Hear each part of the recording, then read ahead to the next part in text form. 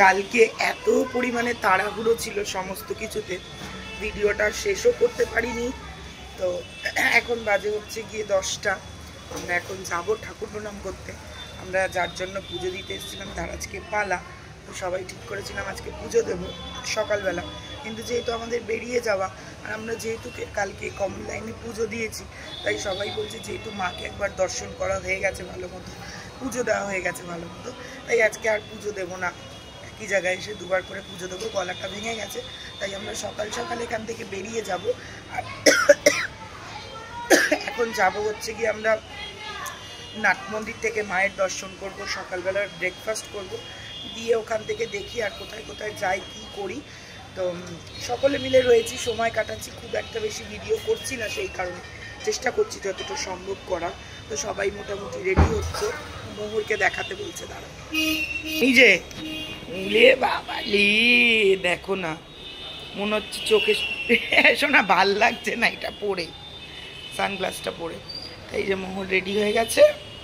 কেমন দেখলে মাকে শোনা কালকে? বড় মাকে ওরা খুব সুন্দর আরতি দর্শন করেছে, আমরা ভোগ টোগ খাইয়েছি সব।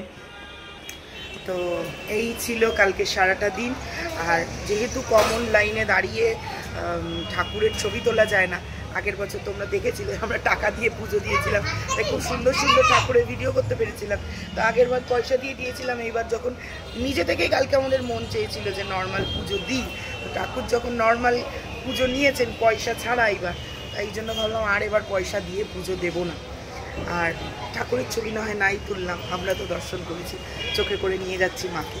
তো চলো আজকে সারাটা দিন কী করছি দেখতে থাকো, চেষ্টা করবো যতটা সম্ভব। সবাই মিলে রয়েছি তো সবসময় ভিডিও করতে ইচ্ছা করে না। চলো, এই যে আজকে আমি এইটা পরেছি, কালামকারিটা পুজোর সময় কিনেছিলাম পরবো বলে, আজকে পরলাম। এই যে সবাই বেরিয়ে যাচ্ছি আমরা। চলো যাওয়া যাক। কালকে ঠিকঠাক করে দেখাতে পারিনি, কারণ কালকে আমাদের কারো শরীর দিচ্ছিল না। সারা রাত্রির জার্নি করে একটু না ঘুমিয়ে পুজো দিয়ে তাড়াতাড়ি সবাই 10:30 11টার মধ্যে ঘুমিয়ে পড়েছিল। ওই যে দেখ না ওখানে কি করছে, ওইদিকে ব্যালকনিটা তো দেখিনি, হোটেলটাও পর্যন্ত দেখাতে পারিনি আমি। আর এবার নর্মাল হোটেলে ছিলাম আমরা। চলো যাওয়া যাক। না বলতে যে আমরা আবার তারাপীঠ চলে এসেছি, তারাপীঠের মন্দিরে আবারও মাকে দর্শন করব।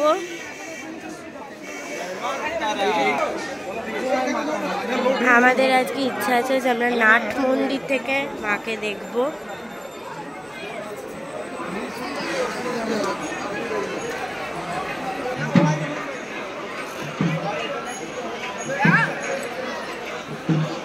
কত ভিড় বাবা!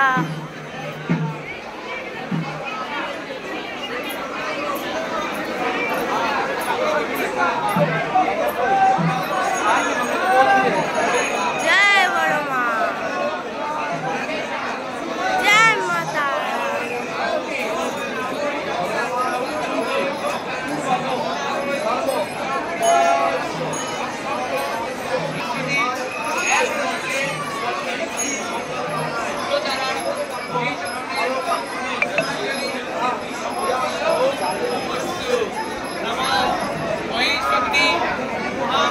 তারামাকে দেখা হয়ে গেছে, জয় মাতারা। এখন আমরা যাচ্ছি শিব মন্দিরে দর্শন করতে। নিজের মোবাইল মানি ব্যাগ সোনার অলংকারে সাবধান থাকুন। জ্বলন্ত ধূপকাঠি বা মোমবাতি নিয়ে মন্দিরের বিভিন্ন দিকে ঘোরাঘুরি না করে ঠাকুর পাড়ে যে নির্দিষ্ট জায়গা রয়েছে সেখানে ধূপকাঠি প্রবেশদ্বারগুলি বন্ধ হবে এবং ভোগের পর 1:30 পুনরায় লাইনগুলি। তো আমাদের ঠাকুর দর্শন হয়ে গেছে বাইরে থেকে, আমরা এখন এখান থেকে বেরোচ্ছি, যাব হচ্ছে গিয়ে শ্মশানে, মহাশ্মশানে। ওখানে গিয়ে একটুখানি তোমার কি বলে মোমবাতি জ্বালাবো। কথা শুনতে হয়তো তোমাদের প্রবলেম হচ্ছে, মোমবাতি জ্বালিয়ে এখান থেকে আমরা বেরিয়ে যাব। চলো পারলাম না, চলো ভিতরে যাই। দেখ মনে হচ্ছে হাত বসেছে।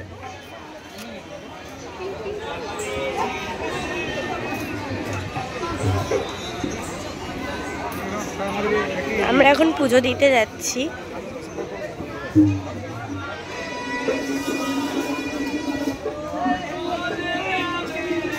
এখানে বসেছে বাউল ফকি।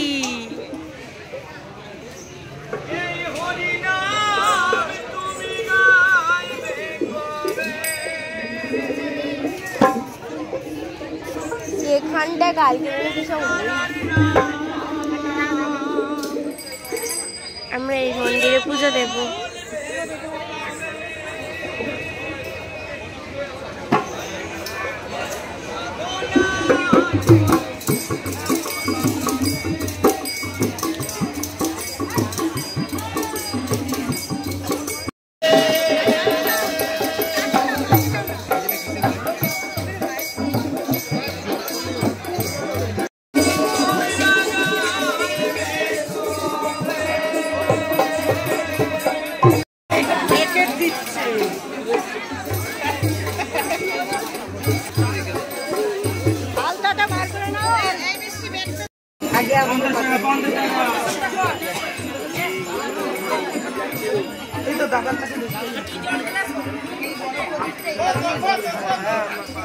এখন সকালে ব্রেকফাস্ট করতে এসেছি হচ্ছে হোটেল মহাপ্রভুতে।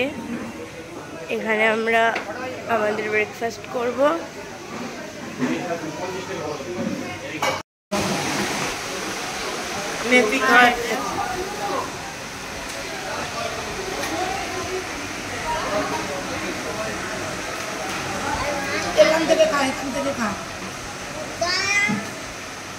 এই যে মানু ধোসা, ইডলি, সাম্বার, চাটনি চাটনি। ওই কারণেই নিজে ইডলি চাটনি চাটনি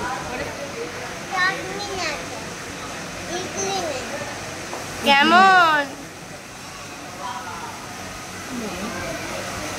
হ্যাঁ ওই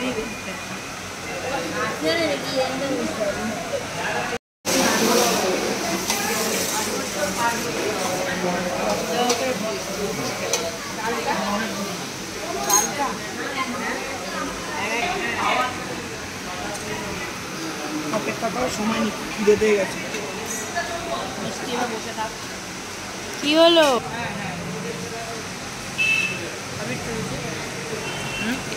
খিদা পেয়ে গেছে। খিদে পেয়েছে।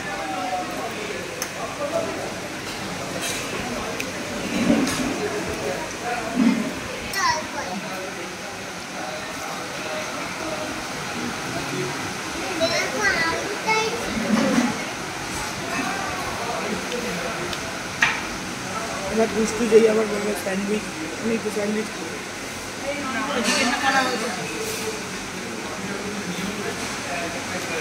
আমার ব্রেকফাস্ট।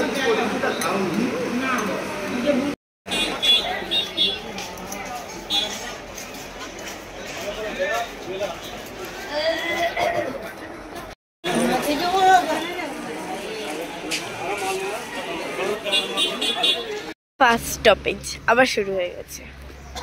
চা দিয়ে হবে চা।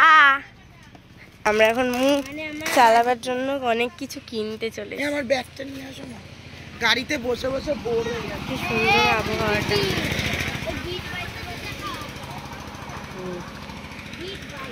আর 4 ঘন্টা দেখেছে, তাই ভাবলাম ঘুরেই যাই।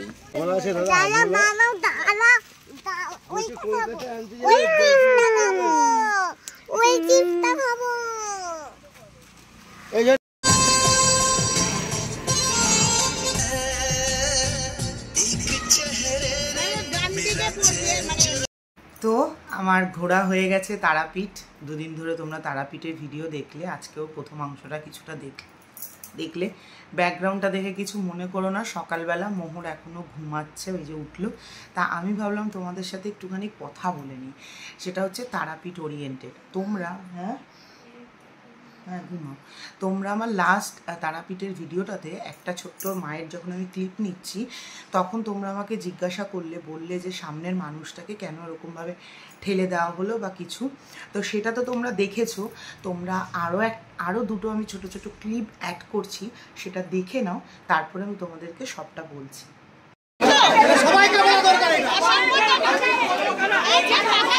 আপনাদের সবকিছু এগুলো বলা উচিত।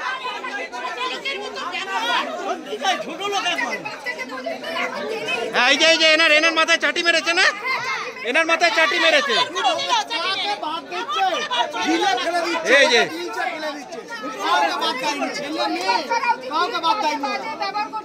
ভিতরে ওদেরকে রেখেছে শুধু ফেলার জন্য।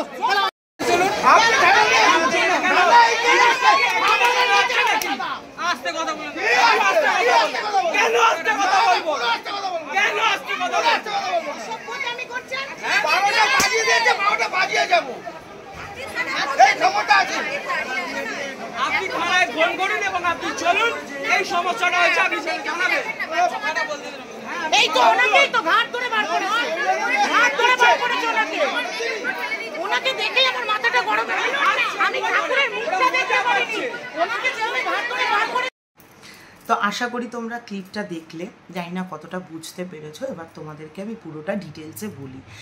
তো আমাদের বেসিক্যালি তারাপীঠ যাওয়ার কথা ছিল দ্বিতীয়ার দিন, বুঝলে তো, মানে প্রতিপদ দ্বিতীয়া ফোঁটা।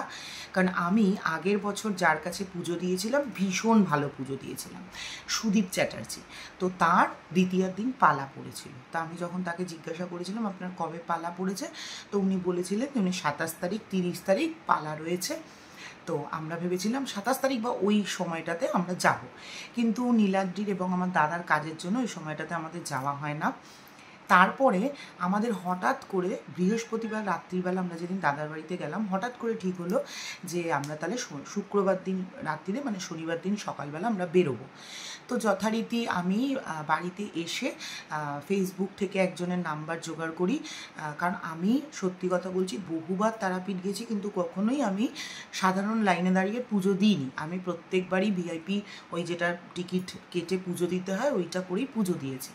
তো আমি এসে কথা টথা বলি, তার সাথে সমস্ত কথা টথা হয় কি, যেহেতু আমার কথা ছিল যে আমি শীতল ভোগ দেবো এই বছর পুজো দিতে গেলে, তো সমস্ত কথা টথা বলি। তো আমরা বেরিয়ে ঠেরিয়ে যাই পুজো দেওয়ার জন্য, ঠিক আছে। আমি যখন শনিবার দিন বেলার সময় তারাপীঠে পৌঁছই, এইবার যে পান্ডার সাথে আমার কথা হয়েছে তার কথাবার্তার মধ্যে না আমি প্রচণ্ড অমিল খুঁজে পাচ্ছিলাম প্রথম থেকেই। তখন আমার বৌদি বললো যে তুই যার সাথে কথা বলেছিলিস তুই তাকেই একবার ফোন করে দেখ, পালা না থাকলেও সে তো পুজো দিতেই পারে। তা আমি যখন ফোন করি, কোইন্সিডেন্টলি তিনি বলেন যে ওনার কালকেই, মানে রবিবার 2 নভেম্বর তার পালা ছিল। আমার মনে পড়লো আমরা আগেরবারও যখন পুজো দিতে গেছিলাম সেটাও 2 নভেম্বরই ছিল। তা আমরা ভাবলাম যে তাহলে কালকেই ওনার কাছে পুজো দেবো, উনি তো ভীষণ ভালো মতো দর্শন করেন। এবার যথারীতি বলতে আমরা তখন জানতাম যে তখন প্রায় 2-2:30 বাজে, আমরা যদি তখন শুয়ে পড়ি গোটা দিনটা নষ্ট হয়ে যাবে, আমরা আর উঠতে পারবো না এবং পুজোটা দিতে পারবো না। তো আমরা তখন ঠিক করি যে চলো তাহলে যাই, গিয়ে লাইন দিই, যদি মনে হয় যে পুজো দিতে পারবো দেবো, নইলে চলে আসবো। এই জন্য কিন্তু আমরা বাচ্চা কাচ্চা কাউকে নিয়ে যাইনি, আমরা 4 জনই যাই। এবার আমরা 3.5 থেকে 4 ঘন্টা লাইনে দাঁড়িয়েছিলাম।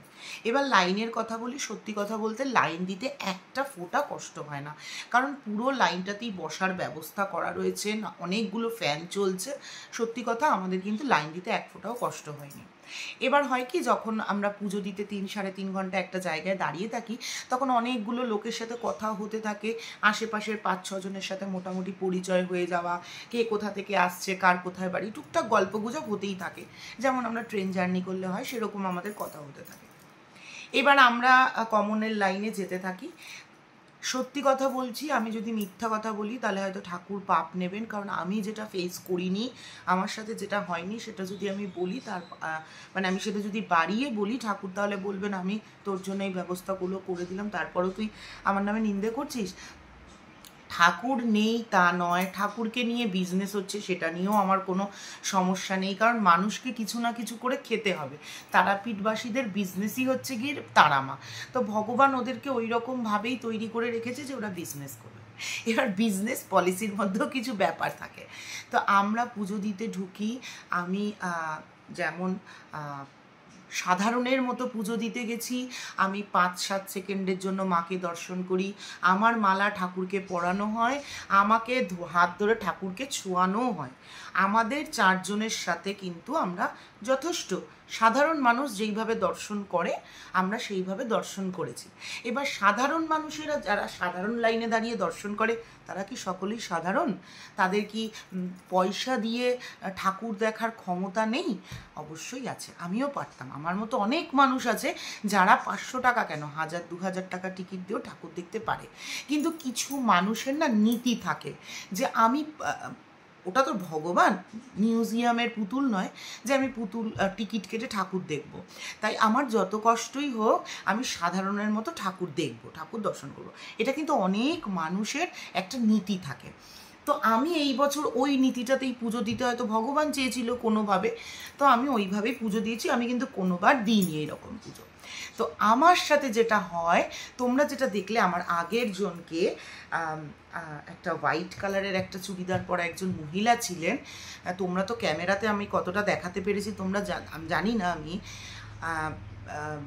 যিনি সিকিউরিটি ছিলেন উনি ঠিক পিছন থেকে ঘাটটা এইভাবে ধরে ঠেলা মেরে বার করে দেন। একজনের মাথার মধ্যে চাটি মারেন। তার মধ্যে সব থেকে বাজে যেটা ছিল, একজন ক্যান্সার পেশেন্ট ছিলেন, ওনাকে এমন করে ঠেলা মারা হয়, ওখানে তো ফুল জল পড়ে থাকে, তো বয়স্ক মহিলা, উনি হঠাৎ করে পড়ে যাচ্ছিলেন। এই জিনিসগুলো দেখে ওই কিছু সেকেন্ডের মধ্যে আমি আর বৌদি ভ্যাবাচাকা খেয়ে যাই। মানে আমি কখনো এই জিনিসগুলো দেখিনি, মানে আমি এই ফার্স্ট টাইম ফেস করলাম যে সাধারণের লাইনে এই জিনিসগুলো হয়। এবার আমি যতবারই গেছি, ইউটিউব করার আগে বলো বা ইউটিউব করার পরে বলো, আমি বহুবার তারাপীঠ গেছি। আমি সব সময় 200 টাকা 300 টাকার এরকম লাইনে দাঁড়িয়েই পুজো দিয়েছি। হ্যাঁ, হয়তো আগের বার আমি যেই রকমভাবে ঠাকুর দর্শন করেছি, যেই রকম ভিডিও করেছি, সেটা হয়তো আমি লাস্ট কোনো বছর পারিনি। কারণ আগের বছরকে আমি প্রচুর টাকা দিয়েছিলাম না, আগের বছর আমি একটা ভোগের থালা দিয়েছিলাম যেটা 3500 টাকা মতো দাম ছিল। তারপরে আমরা বেনারসি দিয়েছিলাম, অনেক কিছু দিয়েছিলাম, তাই হয়তো এক্সট্রা অ্যাডভান্টেজগুলো পেয়েছি। এইবারে হচ্ছে গিয়ে তারপরে যে ইনসিডেন্টটা তোমরা দেখলে, আমার যখনই সিকিউরিটিটা হাতটা ধরে বের করার জন্য, আমি হাতটা এরমভাবে ছড়িয়ে দিই। কারণ আমার ভাই পিছনে বলার থেকে যেটা আমার সাথে ঘটছে, আগে হয়তো ছিল না এই জিনিসটা, আমার প্রতিবাদ করার ক্ষমতা থাকলে আমি ফেস টু ফেস প্রতিবাদ করব। আমার হচ্ছে এটা এখন এথিক্স। যেই আমার হাতটা এরকম ছিটকে দেয়, এরকম হাতটা আমার ধরে, আমি হাতটা ছিটকে দিয়ে আমি ওনাকে চিল্লে বলি, আপনি আমার হাত ধরছেন, এত বড় অডাসিটি আপনাকে কে দিল? আমি এখানে মাকে দর্শন করতে এসেছি, আমি এখানে থাকতে আসিনি। আমার দর্শন হবে, আমি বেরিয়ে যাব, মানছি প্রচুর লোকের লাইন। আপনি আমাকে 5 সেকেন্ড আমার জন্য ঠিক আছে, আমি 5 সেকেন্ডের জন্য ঠাকুর দর্শন করেছি, আমার কাছে ওটাই অনেক। ভিআইপিদের নিয়ে আপনারা কি করছেন, আমি লেস ইন্টারেস্টেড। পয়সা দিয়ে সে ঠাকুর দেখছে, সেটা ঠাকুরের সাথে যে দেখছে তার একটা ইকুয়েশন, এবং আপনাদের সাথে তাদের ব্যাপার, আমার তাতে কোনো কিছু যায় আসে না। আপনারা 500 টাকা 5000 টাকা, আমার সামনেই একজন ছিলেন যিনি ভিআইপি লাইনে পুজো দিয়েছিলেন এবং ভিআইপি থেকে হয়তো একটু বেশি টাকা দিয়েছিলেন, যার ফলে উনি ওই যে রেলিংয়ের ওপর উঠে ঠাকুরকে জড়িয়ে ধরছিলেন। বিশ্বাস করে আমি মন থেকে বলছি, আমার তাতে বিন্দু মাত্র আপত্তি নেই। কারণ আমি ওই জিনিসটা করতে চাইনি, আমি চাইলেও করতে পারতাম। আমি সাধারণ মানুষের মতো পুজো করতে গেছি, আমি সাধারণ মানুষ হিসেবে বিচার করব। আমি যখন সাধারণের মতো পুজো করতে গেছি, আমি সাধারণ বলে, আমি কমন পাবলিক বলে আপনাকে আমি সেই অধিকারটা দিইনি আপনি আমার হাতটা ধরে টেনে বার করে দেবেন। এইটা নিয়ে আমরা চেল্লামিল্লি শুরু করি যে আপনাকে এত বড় অডাসিটি কে দিল যে আপনি আমার হাত ধরে টানছেন। উনি আমাকে বলছেন যান বেরোন। আমরা বলছি আমরা কি এখানে থাকতে এসছি? আমরা যখন চেল্লানো শুরু করলাম তখন আরও 5টা লোক চেল্লানো শুরু করলো। একজনের মাথায় দেখলে তোমরা, নীলাদ্রি বলছে একজনের মাথায় চাটি মেরে বের করে দেওয়া হয়েছে। এইভাবে আস্তে আস্তে 8টা-10টা লোক চেল্লানো শুরু করলো। সব থেকে বেশি যেটা খারাপ লাগছিল, যে বয়স্ক মহিলাটা ছিলেন, ওনারাও যথেষ্ট স্ট্যান্ডার্ড ফ্যামিলি থেকে বিলং করেন। তো ওই ভদ্রলোক বলছিলেন আমরা কি চাইলে পারতাম না ভিআইপি লাইনে পুজো দিতে? আমাদের মানসিক ছিল, ওনার মা সদ্য ক্যান্সার থেকে রিকভারি করেছেন। ওনাদের মানসিক ছিল যে ওনারা ওইভাবে পুজো দেবেন, তাই ওনারা পুজো দিতে এসেছেন। এইটা নিয়ে সবার প্রথমে তো ওনাদেরকে বলা হয়, পুলিশকে বলা হয়। তো পুলিশকে বলা হওয়ার পর যথারীতি আমরা জানতাম যে কিছু হবে না, বাট আমাদের মনে হয়েছিল যে কিছু হবে না, কিছু হবে না ভেবে ভেবে ভেবে ভেবে আলটিমেটলি কেউ যদি কখনোই প্রতিবাদটা না করে, কেউ যদি কখনোই কিছু না বলে, তাহলে এই জিনিসগুলোর কোনোদিনও কোনো সলিউশন হবে না। তো আমাদের ওখানে একটাই কথা ছিল যে হতে পারে তারাপীঠের মতো ভিড় হয়তো হয় না, কিন্তু সিস্টেমেটিক্যালি পুজো দেওয়া কাকে বলে আপনারা একবার আমাদের কলকাতায় যাবেন, গিয়ে আমাদের দক্ষিণেশ্বরের মন্দিরটা একবার দর্শন করে আসবেন। কালীঘাট নিয়ে বলবো না, কারণ আমার পার্সোনালি কালীঘাটের এক্সপিরিয়েন্সও খুবই খারাপ। তো দক্ষিণেশ্বর, আমি দক্ষিণেশ্বর ছাড়া সত্যি কথা বলতে আমার কোনো জায়গায় পুজো দিয়ে শান্তি হয় না। হ্যাঁ, ওখানেও বলে যে একটু তাড়াতাড়ি বেরিয়ে যান, কারণ প্রচুর লোক থাকে দর্শন করার জন্য। আমাকে যদি তাড়াতাড়ি বেরিয়ে যেতে বলা হয়, যে মাস গেলে 5 লাখ টাকা ইনকাম করে তাকেও বলা হয় তাড়াতাড়ি বেরিয়ে যাওয়ার জন্য, যে 1 কোটি টাকা ইনকাম করে তাকেও বলা হয় তাড়াতাড়ি বেরিয়ে যাওয়ার জন্য। যারা ট্রাস্টিতে রয়েছে বা যারা ওখানে কি বলবো ইনভেস্ট করে, দান ধ্যান করে, তাদের হয়তো ভিতরে ঢুকতে দেওয়া হয়, কিন্তু সেটা কখনোই মায়ের ব্যারিকেডের ভিতরে নয়, মন্দিরের ওই চত্বরটার ভিতরে ঢুকতে দেওয়া হয়। তো এরপরে ঝগড়া হতে হতে আমরা সবাই মিলে উপরে যাই, মানে যেখানে ওটা তো একটা ট্রাস্টি বোর্ডের আন্ডারে। ওনারা না প্রত্যেকের রীতিমতো হাসাহাসি করছেন, কারণ এটা না ওদের কাছে প্রত্যেক দিনের একটা ব্যাপার, ওদের কিছু যায় আসে না। এবং ওনারা বলে দেন আমরা কিছু করতে পারবো না, আপনাদের যদি কিছু করার থাকে আপনারা থানায় যান। এবার আমরা যখন থানায় যাই, আমরা সকলে মিলে ওখানে যে কজন ছিলাম আমরা ঠিক করি যে আমরা জানি কিছু হবে না, আমরা জানি কিছু হবে না, এবং আমরা ওখানে বলে আসি। যিনি অফিসার ছিলেন তাকে আমরা বললাম, থানাতেও বলি যে আমরা জানি কিছু হবে না, আমাদের কলকাতায় এত বড় একটা ইনসিডেন্ট হয়ে গেল, সেখানে কিছু হলো না, আর এখানে আমরা 4টে মানুষ পুজো দিতে এসেছি, কারোর পিঠে হাত দিচ্ছে, কারোর ঘাড়ে হাত দিচ্ছে, তার জন্য আপনারা ইনভেস্টিগেট করবেন বা তার এগেনস্টে কোনো স্টেপ নেবেন, এটার এক্সপেকটেশন আমাদের মোটে নেই, সত্যিই নেই, আমাদের কোনো এক্সপেকটেশনই নেই। কিন্তু তারপরেও মনে হয় যে আমাদের যাওয়াটা উচিত ছিল, তাই আমরা গেছিলাম। ওখানে গিয়ে আমরা রীতিমতো তাদেরকে বলি, এবং ওনারাও একই রকমভাবে বলেন যে আগে তো লোকের কাছ থেকে 1500-2000 টাকা করে নেওয়া হতো, এখন 500 টাকা করে নেওয়া হয়। মানে বেসিক্যালি ওনারা এটাই বোঝাতে চাইলেন যে আপনাদের যদি সুন্দর করে পুজো দেওয়ার থাকে, আপনারা এখন তো চার্ট ফিক্সড করে দেওয়া হয়েছে, আপনারা 500 টাকা দিয়ে পুজো দিতে পারেন, আপনারা কেন জনসাধারণের লাইনে গেছেন? আচ্ছা, এবার যদি প্রত্যেকটা মানুষ 500 টাকা করে পুজো দিতে যায়, সাধারণের লাইনটা যদি খারাপ হয়ে যায়, তাহলে তো 500 টাকার ভিআইপি লাইনও দুদিন পরে সাধারণের লাইনের মতো এরকম মারামারিটা হবে, তাই না? তখন কি হবে? তখন লোকে বলবে আমি আরেকটু বেশি টাকা দিচ্ছি। আমি আবারও বলছি, টাকা দিয়ে মাকে দেখবো, এই করবো, আমার তাতে বিন্দুমাত্র মানে কোনো অবজেকশন নেই, এটা যে দিচ্ছে তার ব্যাপার। আমিও আগের বছর দিয়েছিলাম, আমি কিন্তু ঠাকুর দেখার জন্য এক্সট্রা করে কোনো চার্জেস দিইনি, যেহেতু তার পালা পড়েছিল। যার যেদিন পালা পড়ে তার সঙ্গে যারা থাকে তারা একটা এক্সট্রা অ্যাডভান্টেজ পায়। মানে ধরো আমি ভোগ দিয়েছি, আমি শাড়ি দিচ্ছি, আর তাকে দক্ষিণা স্বরূপ আমরা 6 জন গিয়েছিলাম, 300 টাকা করে যে ভিআইপি লাইনের হয়, আমরা তাকে, যেহেতু আমাদের পুজো করিয়েছে, আমরা 1800 টাকা মতো দিয়েছিলাম তাকে। বাদ বাকি কিন্তু এক্সট্রা করে কোনো 5000-6000 টাকা দিয়েছি আমাদের দেখাবে, এরকম কোনো ব্যাপার ছিল না। আগের বারেও আমি বলেছি। তো আমি পার্সোনালি আমি যদি বলি, আমি পুজো খারাপ দিয়েছি তা নয়, যেরকম করে নর্মাল পুজো দেওয়া যায় সব জায়গায়, যেরকম করে সাধারণভাবে পুজো দেওয়া হয়, আমি সেরকমভাবেই পুজো দিয়েছি।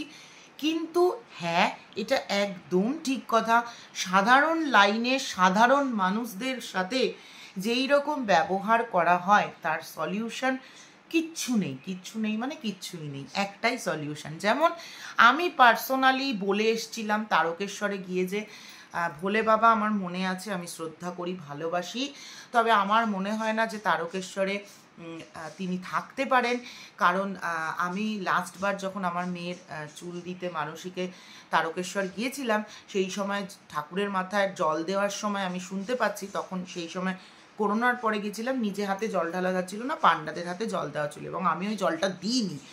পান্ডা আর এক পান্ডাকে বলছে ড্যাশের ছেলে, ড্যাশের বাচ্চা, হ্যাঁ তুই আমার সাথে এই করছিস ওই করছিস।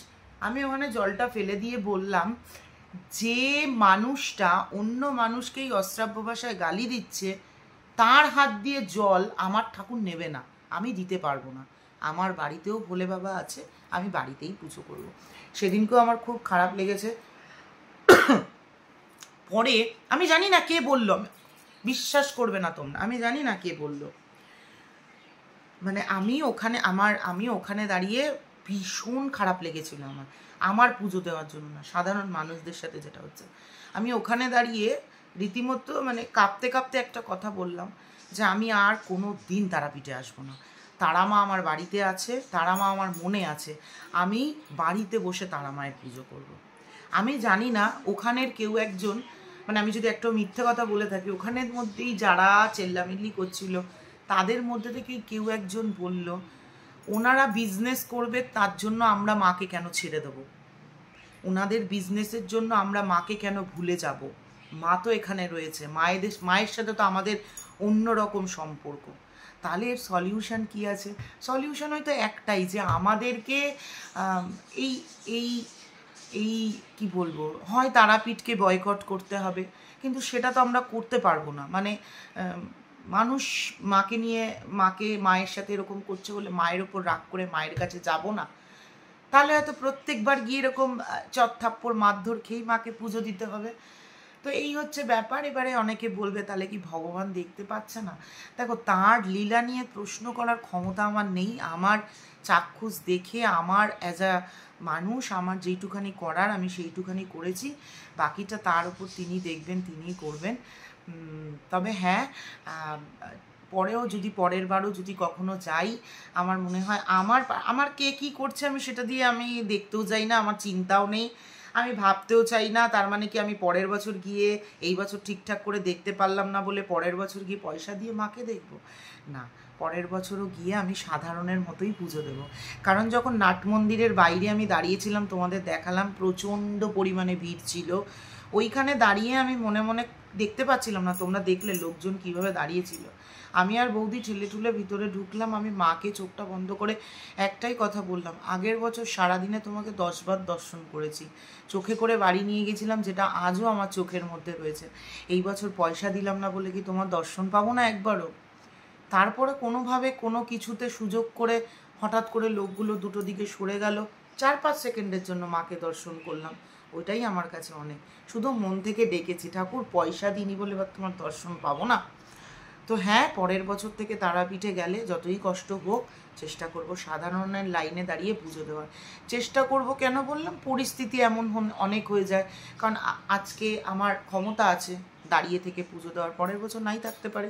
তখন আমি এবছর যেটা কথা দিলাম পরের বছর সেটা মেনটেন করতে নাই পারি। তবে এটা সত্যি কথা, তোমরা আগের বছর আমায় বলেছিলে, আমি যেহেতু নিজে ফেস করিনি তাই হয়তো বুঝতে পারিনি খুব একটা, তবে এবছর ফেস করলাম। সত্যি সাধারণ মানুষদের সাথে খুব খারাপ হয়, বাট আলটিমেটলি এর কোনো সলিউশন নেই। আমরা প্রতিবাদ করার চেষ্টা করেছি, এটা পুরোটাই একটা মিলি ভাগাত, সবাই রয়েছে। সত্যিই তো এত বড় বড় ঘটনা ঘটে যাচ্ছে চারিদিকে, তার এগেনস্টে কোনো প্রশাসন ব্যবস্থা নেয় না। আর আমরা সাধারণ তুচ্ছ মানুষ পুজো দিতে গেছি, একটু তো ছোঁয়াছুঁয়ি করবেই বলো, তার জন্য কত কিছু দেয় আমাদের প্রশাসন থেকে। একটু পিঠে হাত দিলে, একটুখানি থাপ্পড় মারলে, একটুখানি গালে হাত দিলে কী বা এসে যায়। তো এটা তো চলতেই থাকবে, আগামী বছরগুলোতেও চলবে, এটা জানা কথাই। তো এটাও একটা আমার কি বলবো, একটা বার্তা, যেটা চলছে সেটা আগামী দিনেও চলবে। আর আমি কিন্তু সকাল সকাল লিপস্টিক দিয়ে বসিনি, এই লিপ বামটা এত ভালো, আমি কালকে রাত্রির লিপ বাম দিয়েছিলাম, মুখ ধুয়েছি, সব চলে গেছে, কিন্তু লিপ বামটা যায়নি। তো যাই হোক, চলো, তোমাদের দরকার পড়লে তোমাদেরও কিছু এক্সপিরিয়েন্স আমার সাথে কমেন্ট বক্সে শেয়ার করো। আজকের মতো টাটা।